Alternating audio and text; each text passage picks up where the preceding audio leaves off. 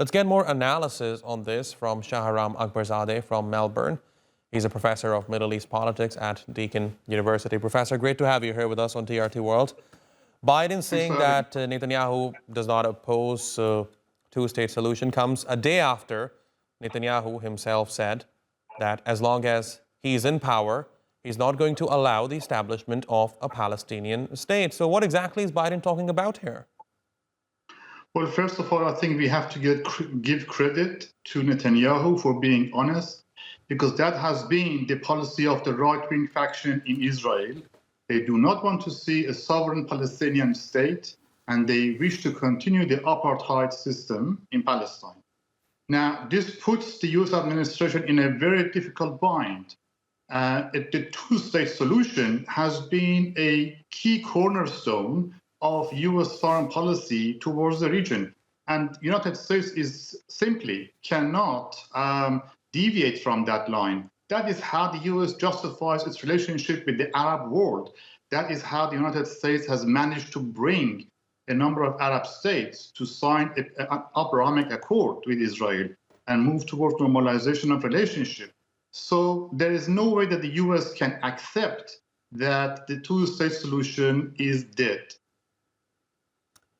But I mean, if we are being realistic, if you speak to experts within Arab countries, most of them would tell you at this point that a two-state solution is dead. And in fact, it has long been dead for more than 2 decades now. So when such rhetoric comes from President Biden, do you think Arab countries buy it? Well, the US administration is working on a fiction that the two-state solution is still salvageable and is still viable. Of course, Israel has done everything possible to make that solution impossible. They have built settlements on territories that should belong to a future Palestinian state, and as a result have really undermined the prospects of a future Palestinian state.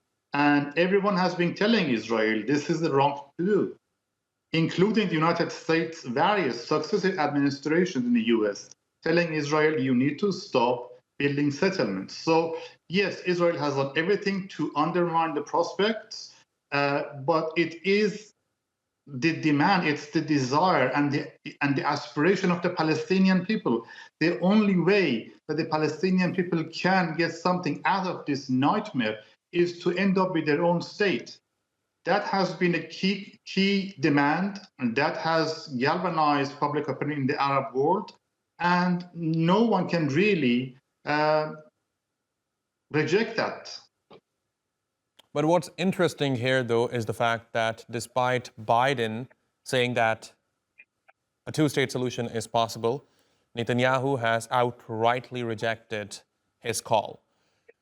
Now, do you think this possibly indicates that Biden is losing his influence over Netanyahu, or what? You could say that. I think what Netanyahu has done is to deliver a very ungrateful diplomatic slap on the US administration. The US has been the mainstay and supporter of Israel throughout many decades, especially in the last few months when the international community and public opinion has turned against Israel.